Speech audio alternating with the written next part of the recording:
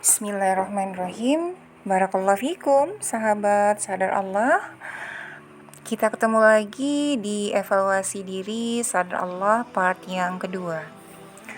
Kali ini judulnya persiapkan kematianmu sebagai jiwa yang tenang.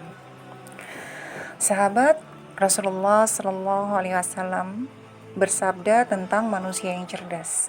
Ya, orang yang paling banyak mengingat mati dan paling baik persiapannya menghadapi kehidupan setelah mati, mereka itulah orang-orang yang paling cerdas.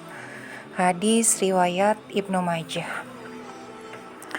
Jadi, sebagai seorang high value woman, entah berapapun usia kamu, ya, kalau kamu merasa diri kamu cerdas, maka kamu akan fokus evaluasi dirimu setiap hari, ya, bukan hanya sekedar istighfar biasa, karena istighfar kita dengan istighfar di zaman Rasulullah dan para sahabat serta sahabiah itu sangat berbeda dengan kita sekarang. Kita harus dicatat,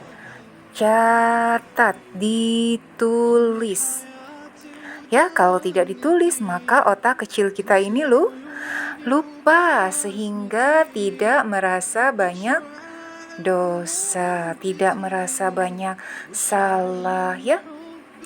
Istighfar boleh, alhamdulillah, ya. Sangat bagus sekali kalau kamu jurnal zikirnya perbanyak istighfar.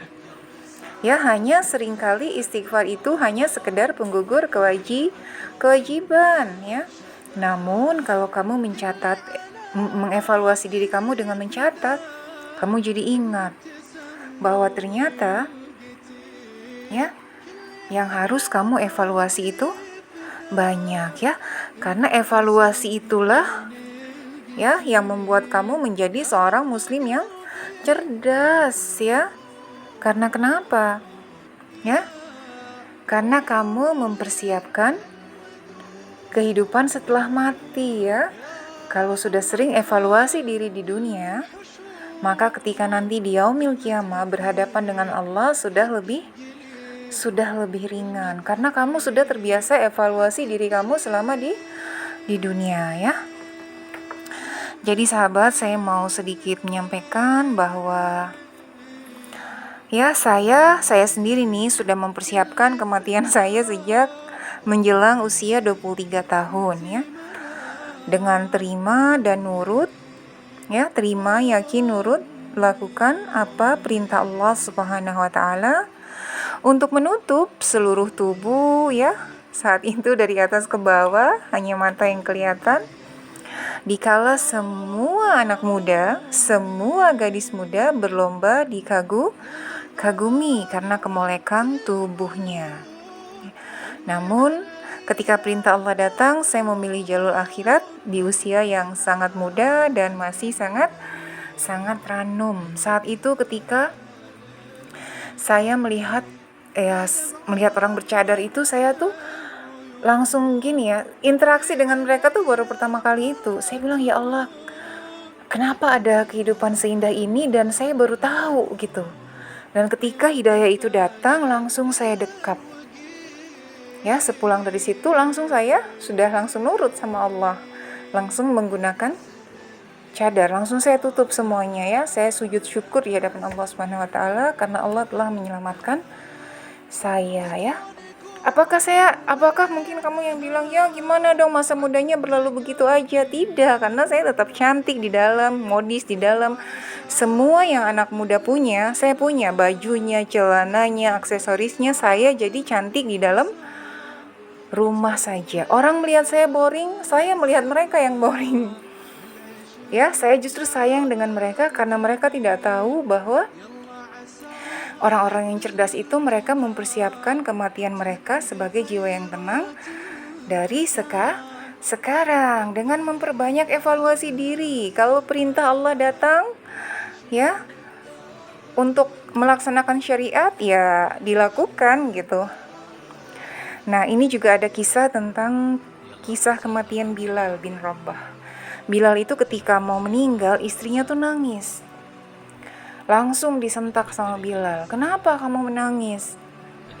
Jangan menangis, karena aku ini sudah mempersiapkan kematianku, ini sudah lama aku tunggu.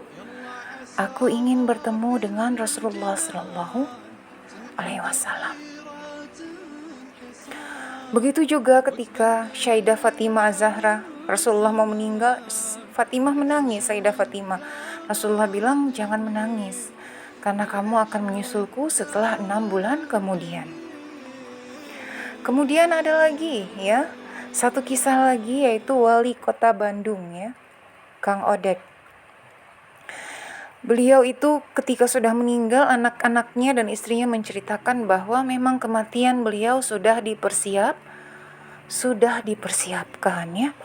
Sehingga ketika kematian itu datang, anak-anaknya dan istrinya memang sudah berlapang dada, karena mereka sudah tahu ayah dan suaminya memang sudah mempersiapkan kematiannya sebagai jiwa yang tenang ya. Kalau orang yang mempersiapkan kematiannya sebagai jiwa yang tenang, hidupnya penuh dengan evaluasi satu ke evaluasi yang lain ya. Juga tidak menumpuk-numpuk harta ya. Tidak menumpuk-numpuk aset untuk memperkaya diri sendiri ya. Jadi memang kalau saya di keluarga saya itu memang banyak yang punya aset ini itu. Kalau saya berbeda, saya itu asetnya langsung saya titipkan ke umat ya, atas perintah Allah Subhanahu wa taala ya. Saya keluarga saya dan tim saya tuh udah tahu banget kalau saya betul-betul mempersiapkan kematian saya yang entah kapan. Ya, walaupun saya sekarang masih muda, tapi saya sudah mempersiapkannya, entah itu usia berapa, ya, syukur-syukur sampai 90 tahun, ya.